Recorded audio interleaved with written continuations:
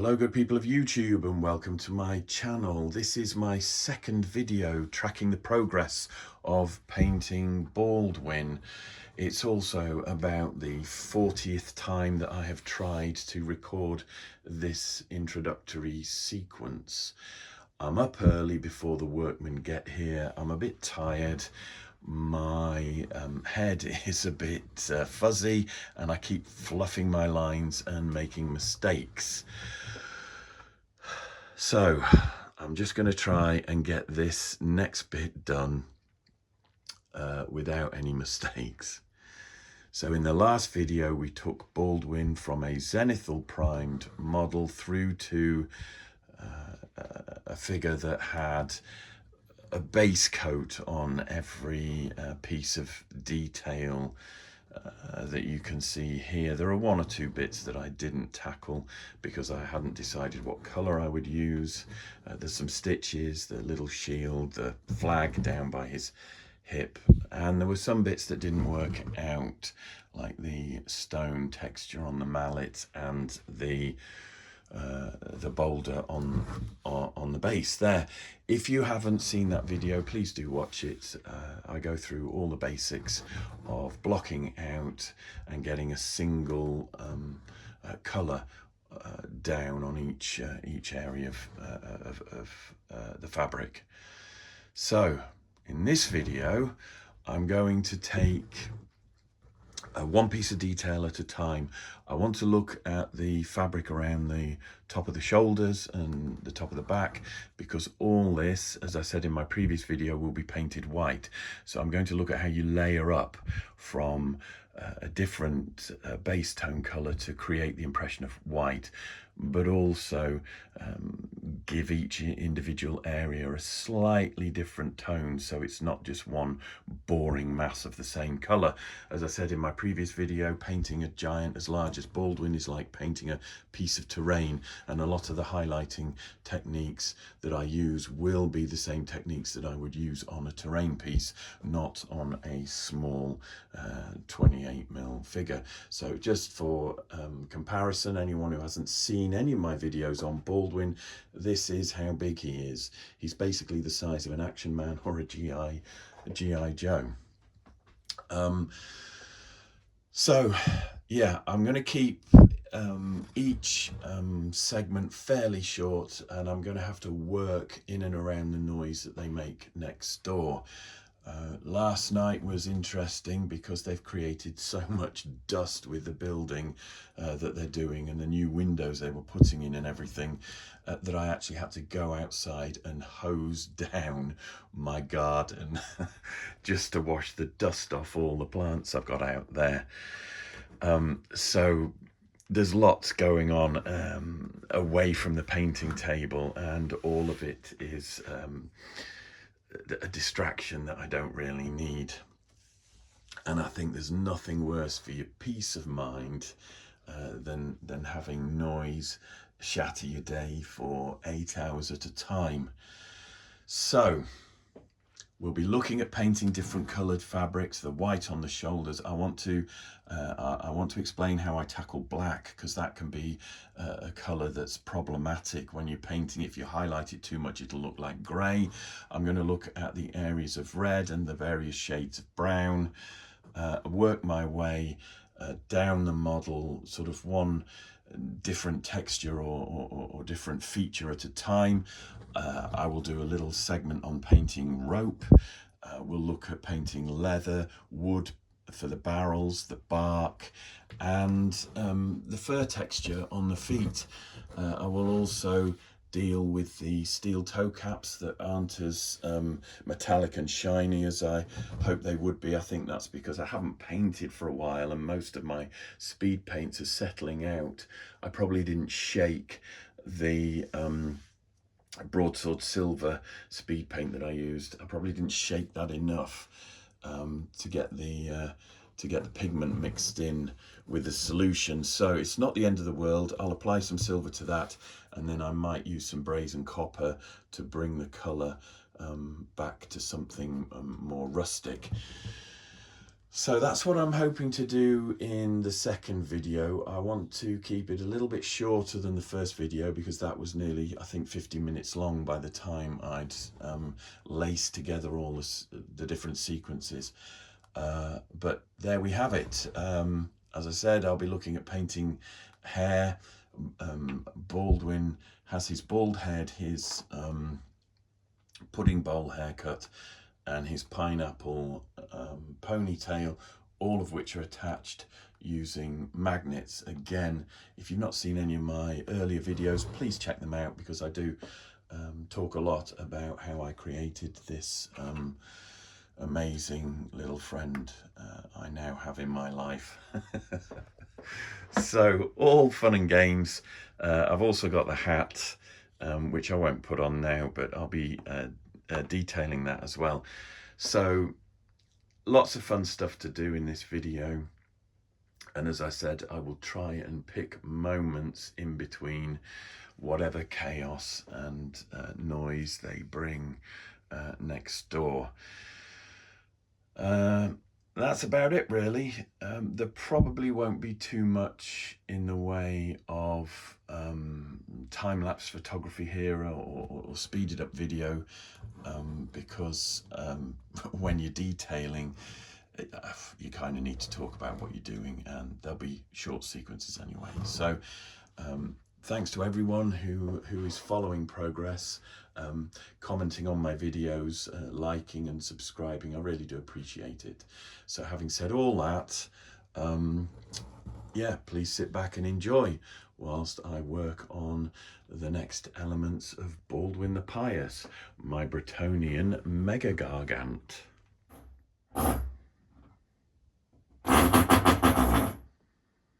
Very musical, thank you.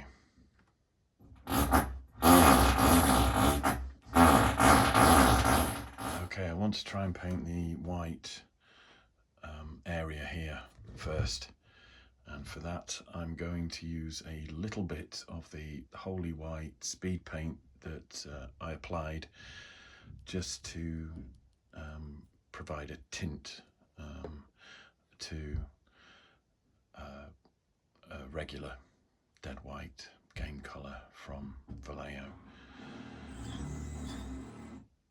If the noise gets too bad, I will switch my filming techniques to filming stuff without audio and then dubbing the sound on afterwards.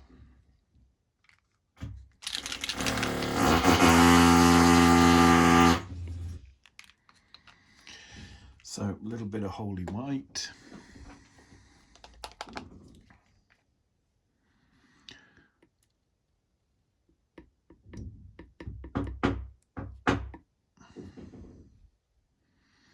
I should have made sure that was clear first.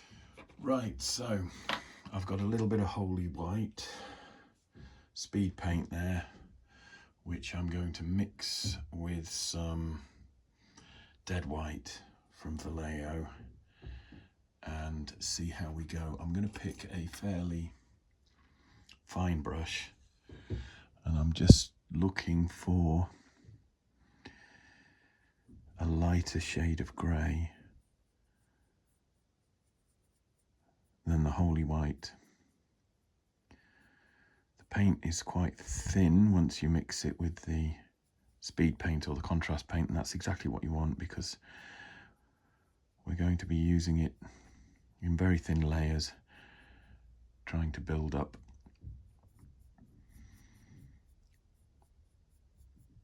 incrementally.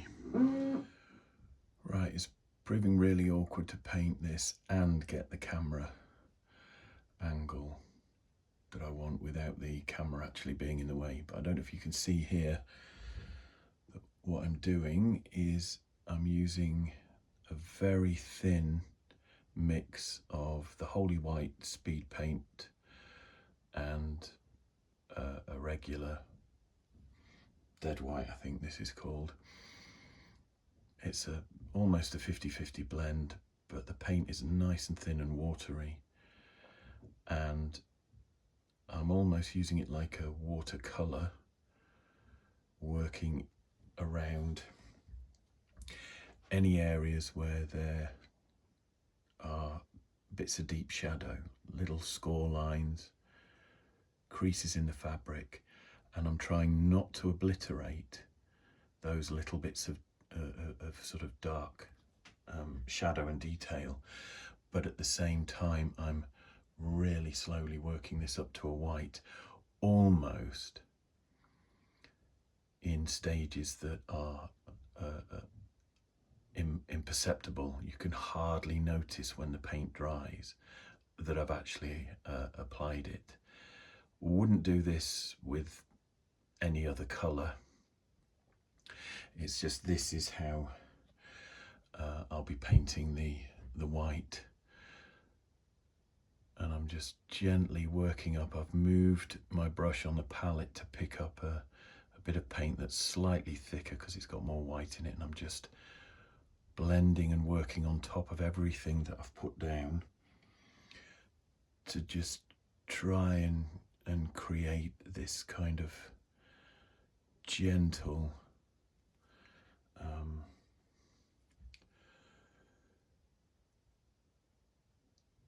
blending and working up of the colour.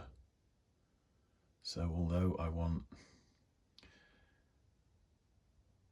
the shadows on this particular patch of fabric to be this light grey that you get from the Holy White speed paint, the overall impression needs to be that the fabric is white.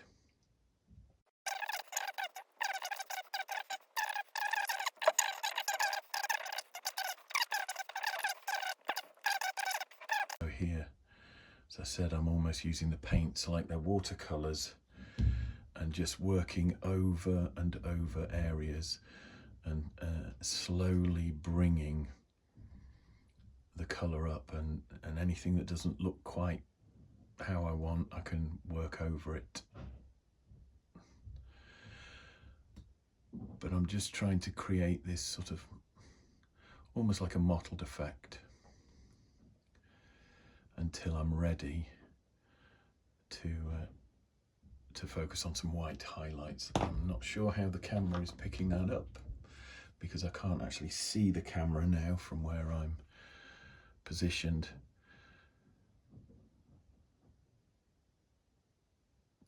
But this is just slow and steady. It's actually quite therapeutic, and you can't see the palette that I've got, but every time I've worked a colour to the point where I'm happy, I pick up a little bit more water on my brush, mix in a bit more white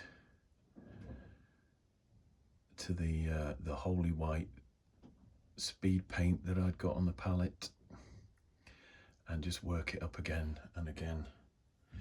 And if there's some patches that look like they might be too dark, I just go in there and just gently lift that colour. Well, lift the tone, I should say, because white isn't exactly a colour.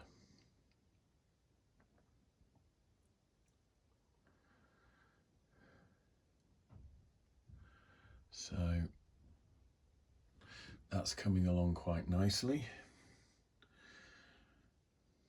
So now I'm going into the white with some water on my brush and not really picking up much of the grey that I had. And you can, well, I don't know if you can see the difference there, but that's starting to lift that piece of fabric quite nicely now. So, and I'm applying over paint that in some areas is still wet. So you get this kind of wet blending going on, which is good. It really softens the brush strokes. And I'm just working that one up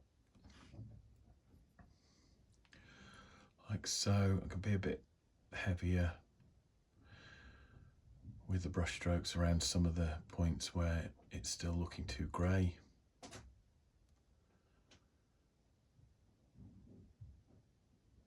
and just really work that in. The process is the same for the cream colours that I've used, where I'll work those up to white. It just gives a different tone, and you can put as much time and effort into this as you want. I know some very skilled painters will layer up, and the layering will be almost seamless. Far more skilled than I am, but I'm not looking to win any awards, any golden demons for this or anything. I'll be painting Baldwin to a good tabletop standard.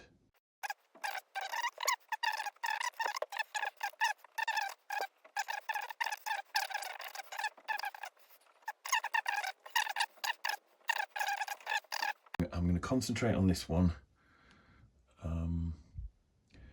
As I said before, so I'm giving you a really good kind of look of how I'm just going over the same areas again and again, building up that kind of mottled pattern. I think that shows up quite nicely. That is almost done. I might see if I've got a white that is, you know, a bit more brilliant, as it were, and work that into the edges of the fabric. But I'm actually quite pleased with how that's turned up. From a couple of feet away, when I, you know, step back, it looks white. But when you get close, like the camera is, you can see that actually it's just a mottled grey all over.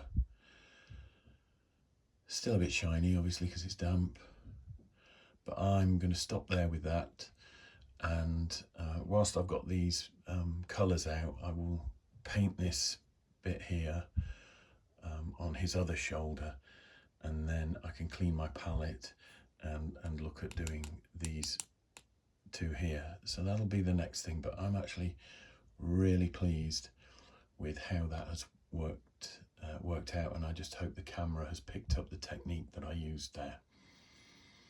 So I'll pause here, might do some time lapse on this one, and we'll see how we go.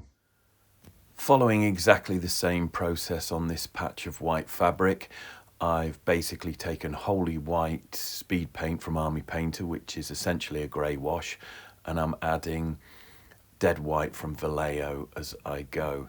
Each time I repeat the process and add another layer of colour, I'm using more and more white to create a highlight.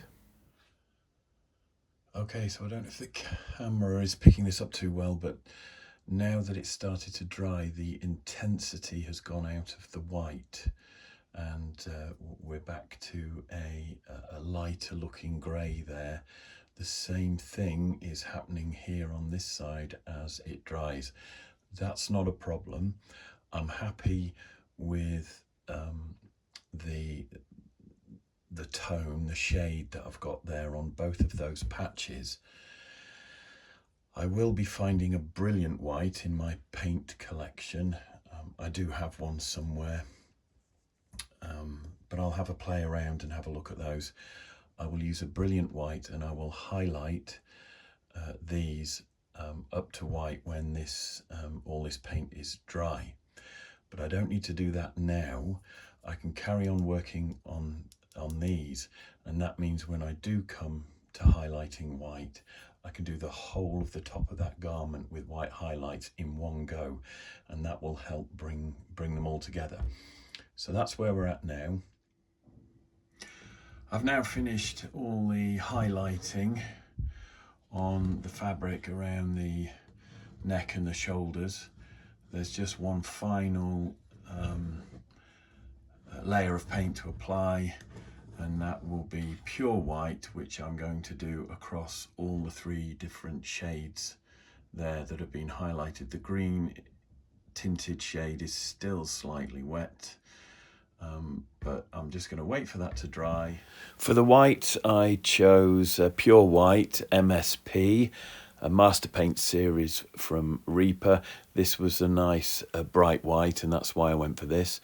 And I just applied it in a highlight layer across all the different areas of fabric, trying to bring them all together, make them look more unified. And it was whilst I was applying this paint that I actually found there was a problem. I'm pausing progress here to let the paint dry. Over the Holy White speed paint, the acrylic that I've applied on top seems to be sitting quite well, but I am experiencing some issues with the green and the beige leaching through into the white before it's had time to dry.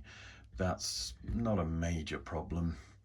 What I'll do is, once that's dry, I will apply a coat of ultra matte varnish, which will hopefully provide a seal or a barrier between the colours that I've laid down there on the fabric and then the final white highlights that I want to apply across the whole of that part of Baldwin's tunic. So although it's not gone entirely to plan, it's not a disaster, and I'm going to try and fix it with that varnish. So I'll be back when I've done that and applied the highlights, and we'll see if that's got the result that I was after. While I wait for that area of white fabric to dry, I'm just going to apply a little bit of colour to the rope that's running over Baldwin's back, and I'm using extra opaque game colour heavy gold brown, and I'm just going to apply it as though it's a mid-tone highlight. I'm thinning it a little because it's quite a thick paint,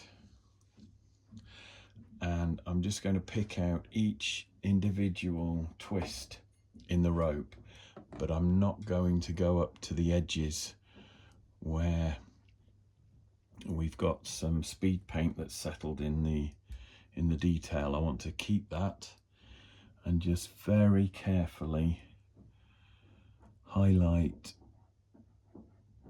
the middle part of each twist of rope. Now I'm doing this from above and behind. Once I've done this, I will check how the rope looks from other angles and make sure that it doesn't need a little bit more added in to stop it from looking awkward. You can probably hear the banging in the background. I'm trying not to rush this, but I am also trying to keep this segment brief. This isn't really the kind of thing I can do speed it up on time lapse. So I just want to deal with this little bit of rope just here. Whoops, camera's in the way. And when I've done this, I'll pick a highlight colour, probably just by adding a bit of white to the paint that I've got on my palette. I'm not sure what the time is. It's just after lunch, possibly 2:30. I think these guys disappear at 4 o'clock in the afternoon, so I will get some peace a bit later on. We can but hope.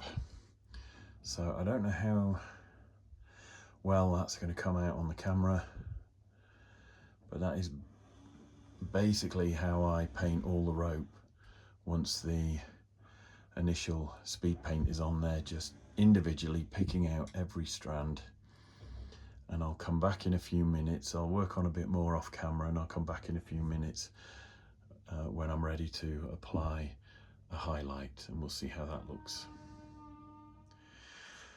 Okay, so I've painted some rope with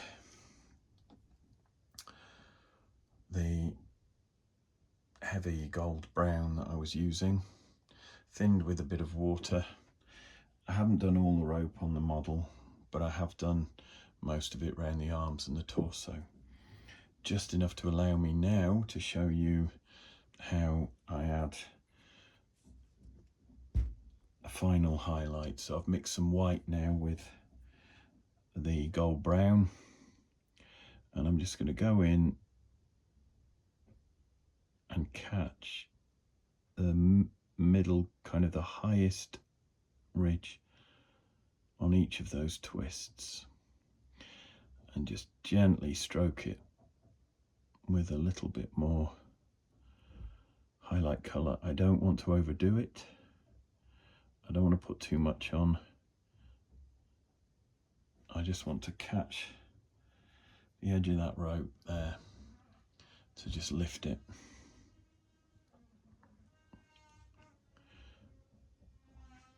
If necessary, I might come in with a little bit of yellow speed paint afterwards, perhaps even mix it with a glaze medium or some matte varnish, just to add a bit more depth once the highlight's gone on. I'm just being careful, and if I do that, I will be doing it towards the end of the whole sort of painting process. But it just helps add a little bit more. If this doesn't look the way you would want it to, I think that looks all right. That's catching the detail quite nicely. There are some bits I noticed as I was going through this where the original speed paint has missed, so I will probably get in with a little bit of ink, perhaps even some oil, just to create areas of shadow. But I'm just very gently, I'll do a bit on the arm as well, so we can see how that looks.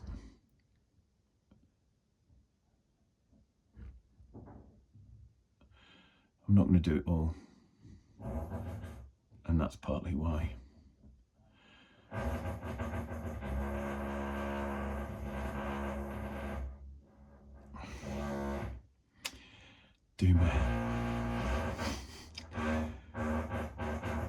Doing my head in. Anyway, you can see what I've done there. So before that noise gets any worse, I will wrap this up. As I said, I am going to apply some matte varnish to that, and then I'll get back to you. Spare me. I've had a chance to apply some matte varnish to the areas that I was working up to white. I'm hoping that that will have tackled the problem that I've encountered. I don't know if you can see through the camera, but the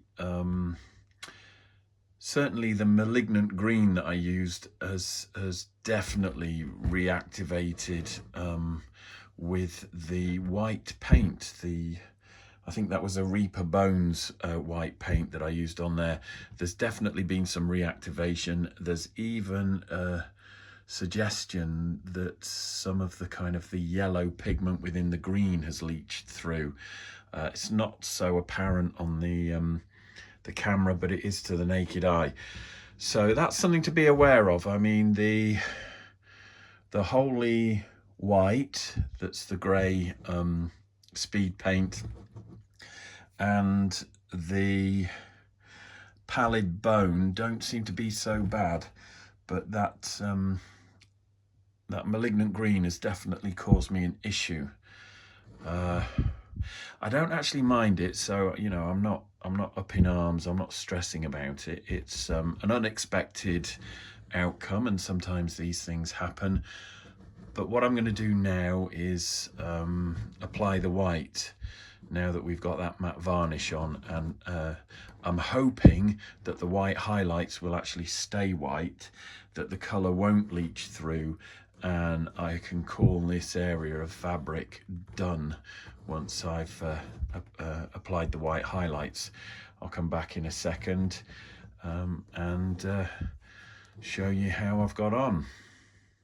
I'm hoping that's done the trick now. I've given everything a white highlight again to try and tie it all together. I've been a little heavier with the paint and the brush strokes than I might normally have been, probably because I'm just very sensitive to the trouble that I had with that reactivation and bleed through of the malignant green. But I think that's looking all right. I'm going to let that dry. I've worked up the rope as well. So what I'm going to do next is paint some of the black and some of the red. I'll probably choose that bit of red down there, that piece of black there, do the highlighting of those, and maybe look at a couple of bits of leather. And after I've done that, I will crack on again with painting the giant off camera. It's getting late now. I might not do anything else tonight, but at least I have a plan for a way forward. So black, red and brown next. Okay, it's the dawning of another day. It's 8:30 this morning, Saturday, and listen to that. No workman. Isn't that a beautiful sound? Pity it's only today and tomorrow. Anyway, I'm going to crack on now with the red and the black patch that I want to highlight, and I might even then move on to the remedial work on the stone mallet. I don't know if you can see that because I haven't got sight of the camera, and the boulder on the base that didn't work out. So I'm going to try and get through those. I'm going to try and do them in one quick take. Now, the red patch I'll work on will be that one there by my thumb that goes under the, or behind the belt. There's a belt loop there, which is why there's a splash of red connecting them. So I'm going to do that. That originally had a speed paint coat of Army Painter Slaughter Red. So that's what went down there in the previous video, I think, yeah. So what I'm looking at doing now is using this red from Vallejo. It's Model Air, so it's quite thin, not as thin as a speed paint, but or a contrast paint. And then I'm going to highlight probably with this Orange Fire. Now, the thing about red is that if you highlight with white, or i.e. you mix white into the red, you get pink, or if you highlight with pink as well, the red can end up looking pink. But if you highlight with orange, normally that works and keeps it looking red. I've not used this combination before, so it's a bit of an experiment, and I'm experimenting with it because the Giant is so big. I haven't used these paints for a while either, and I've got this handy dental tool which I use as a sculpting tool, but I'm also using to unblock. I'll do that on camera. I use that to unblock my Vallejo and speed paint squeezy bottles, because invariably, there we go, that's worked. So I've squeezed that out onto some glass. I haven't used this one yet. I think I'm cracking this one open for the first time. Oh no, I have opened it at least. Yes, I have used that. It's just not with the rest of my paint, so I thought that's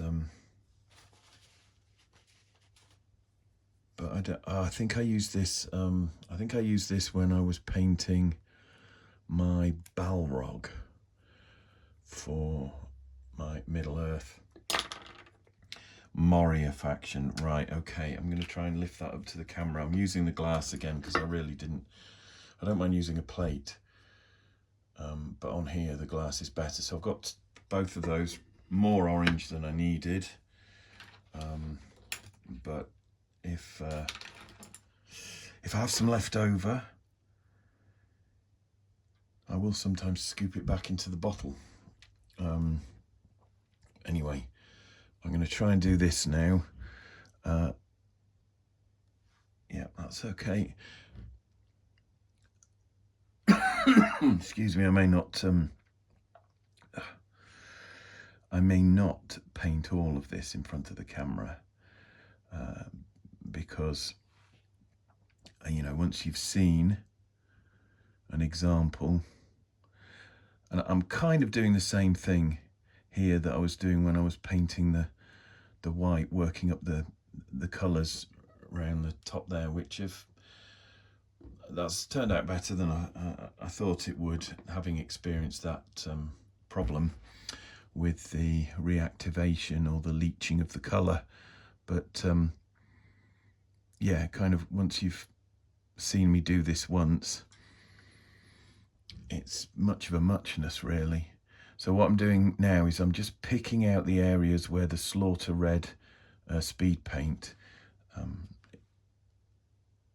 has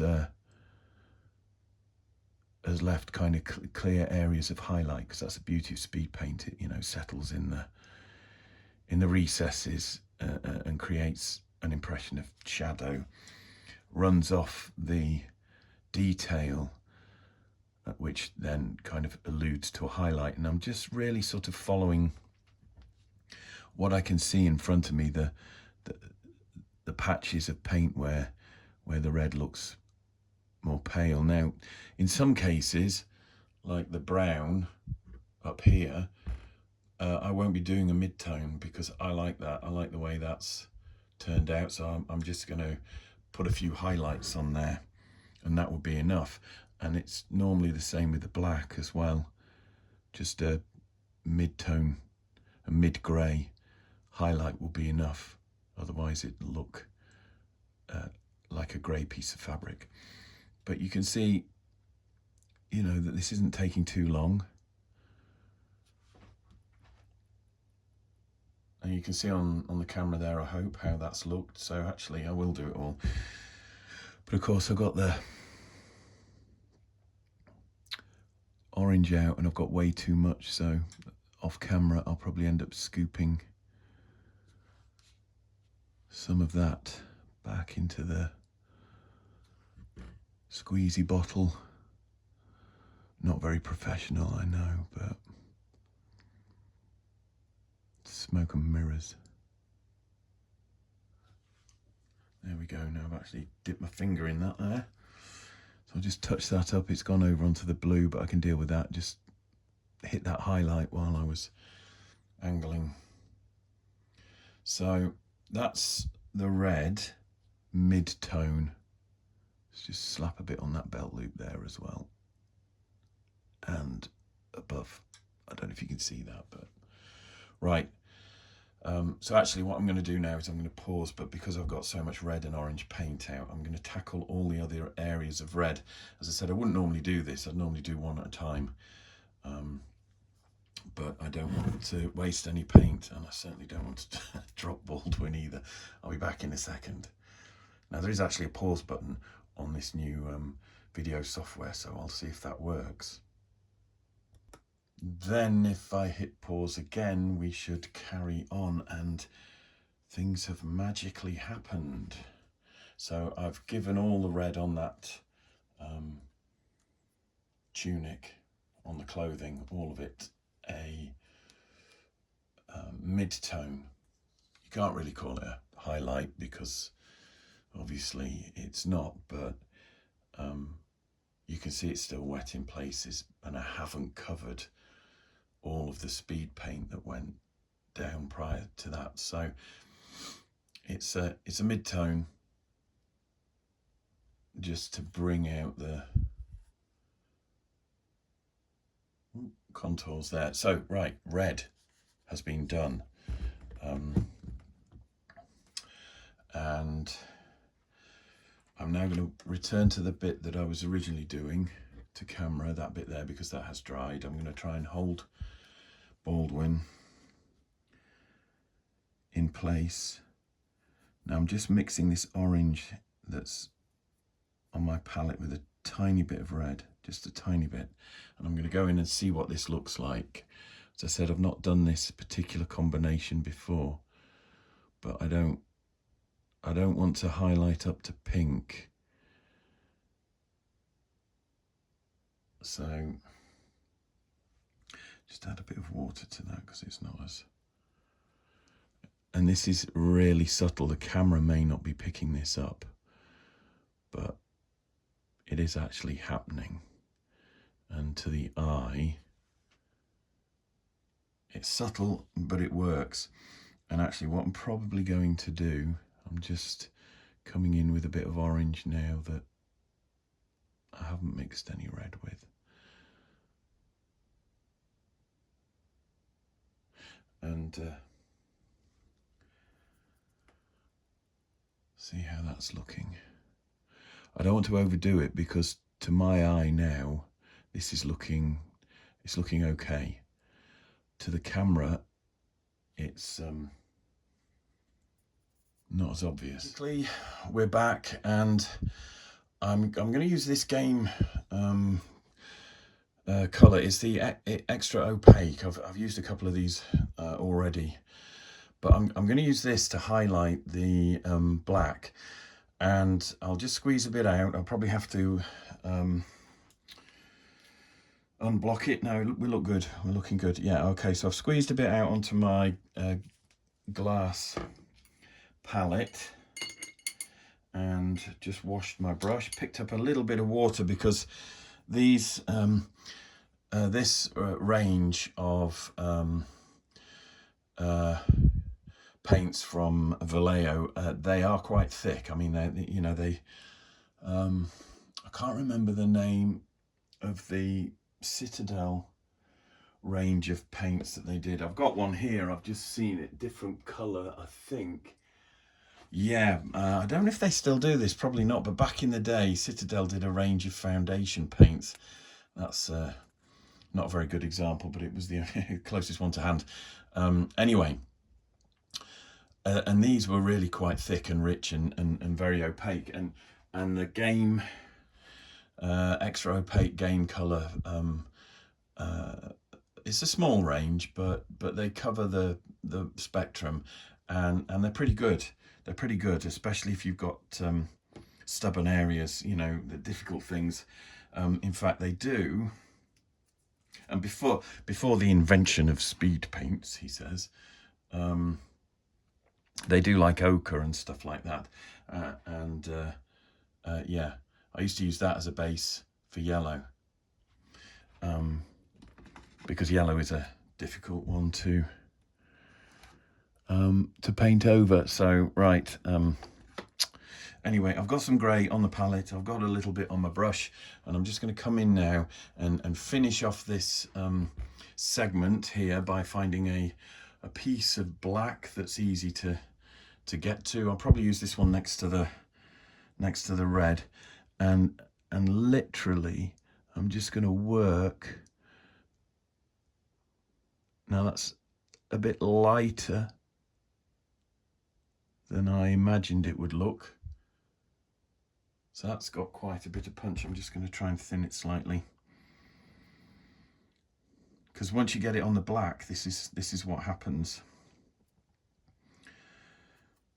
What looks like a nice mid-tone grey. It is going a bit darker as it dries, but that's quite dramatic. That so what I might do is actually apply another speed paint glaze. So I'm just trying to feather the edges there a bit and not make too much of a big deal out of this, the highlighting of this, because it never, it never looks good if you kind of overdo it. I don't want to end up with something that looks grey, as I said. So I'm just getting in and just catching a few marks along the edge. And as I said, what I might do later in the painting process, there's just a bit there I want to try and catch. So, and I think that bit there, right. But I'm going to leave it at that and then knock it back when that's dried. He says, just, there we are. Yeah, so I'm going to knock that back with a glaze of speed paint, grim black, but I'll mix it with some speed paint medium, just to thin it. 50-50 mix of speed paint medium and grim black army painted speed paint. Okay, I haven't had a very successful weekend with all the noise from the workmen next door. They were in at the weekend.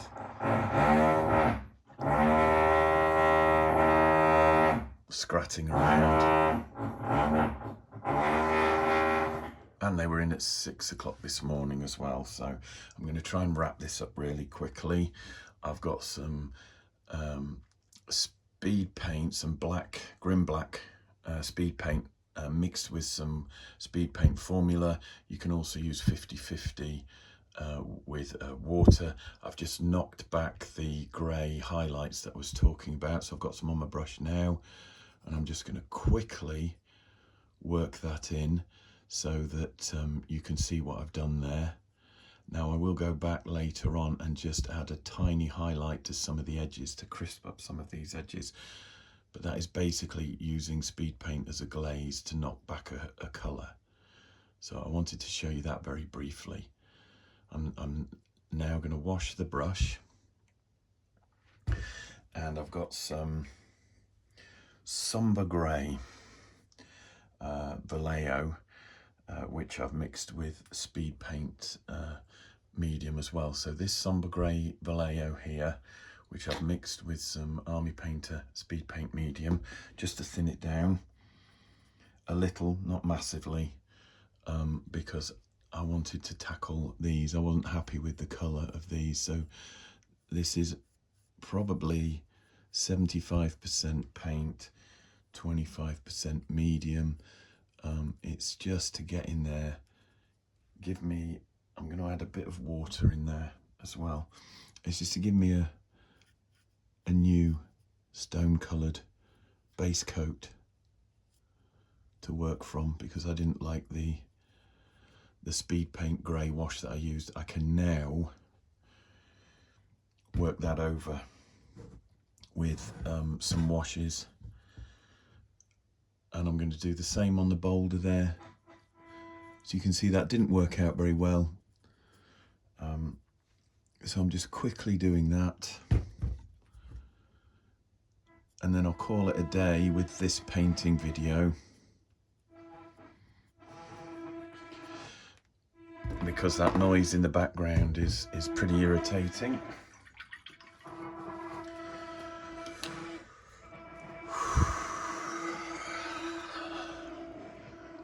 It sounds like I might have a minute's pause in... Okay, it sounds like I might have a minute's pause in the work next door.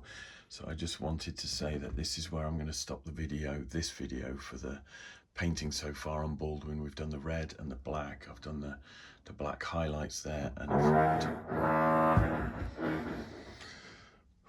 I've tidied up the grey. So just one final thing as I end this video. There's been quite a lot of interest in Baldwin, and we'll try again. So it sounds like there's a gap in the drilling work and everything that they're doing next door. I'm going to stop this video now. I'm going to stop work on Baldwin here because I've done everything that I wanted to do up to this point. The video will be too long if I carry on. So my next video will be dealing with the shoes and fur and robe and around the bottom, the hair and other bits and pieces that I said I would look at, the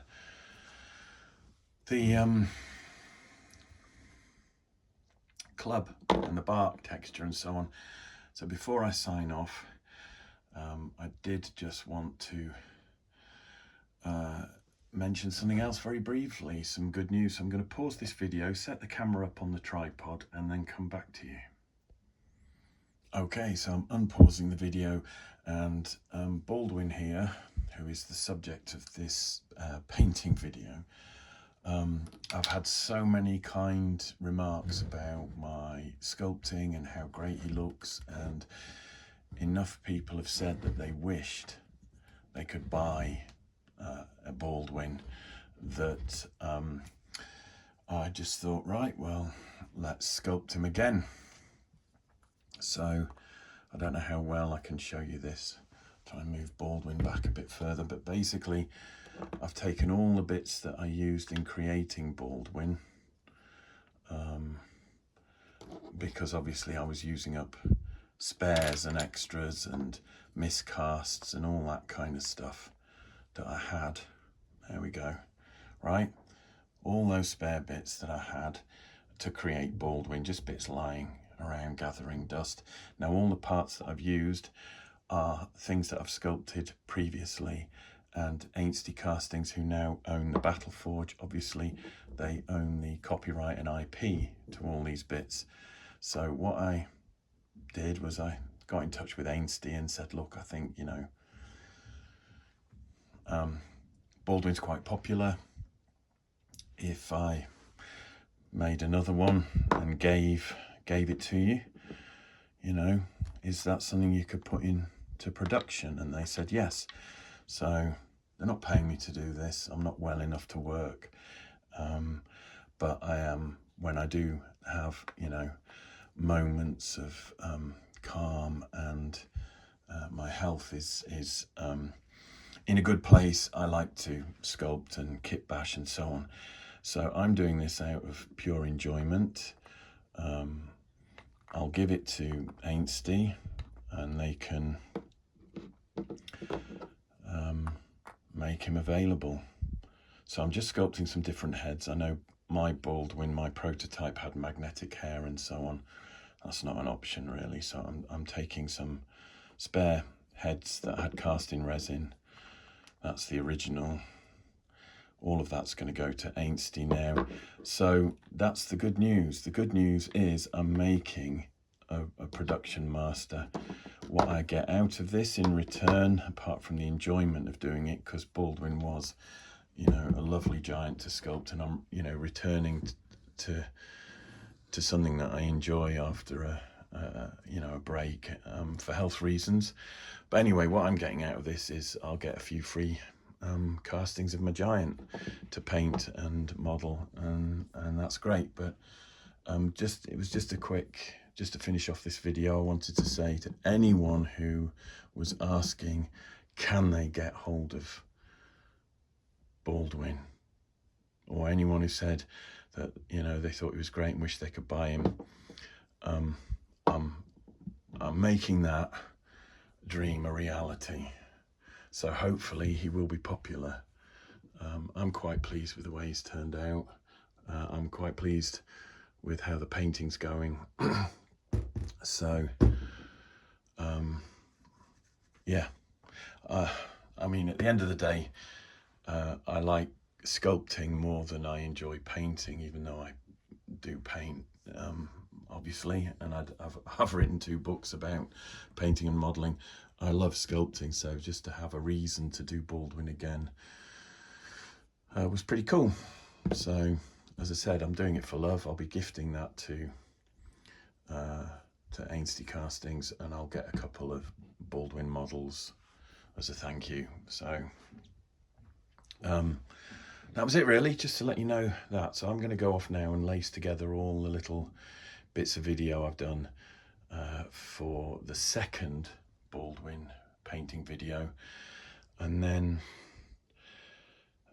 when my head's in a better place, because it has been a very noisy and disruptive weekend, and I'm not feeling good today at all. When my head's in a better place, I will carry on with the second video. I know I'm umming and ahhing a lot as well. I do that when I'm tired instead of just being quiet while I gather my thoughts. So what I'm going to say is, if you've enjoyed this video, please like and please subscribe. It does make a difference. It really does put my videos out there more. The algorithms on YouTube, they will, you know, they will recommend my video. The more likes, the more comments, and the more subscriptions that I get to my channel. So for everyone who has subscribed and everyone who does like what I do, thanks very much. For everyone who's commented on earlier stuff that I've done, I really do appreciate it. I'm going to sign off now, get this video put together and uploaded. Take care, look after yourselves, and I'll see you in the next one.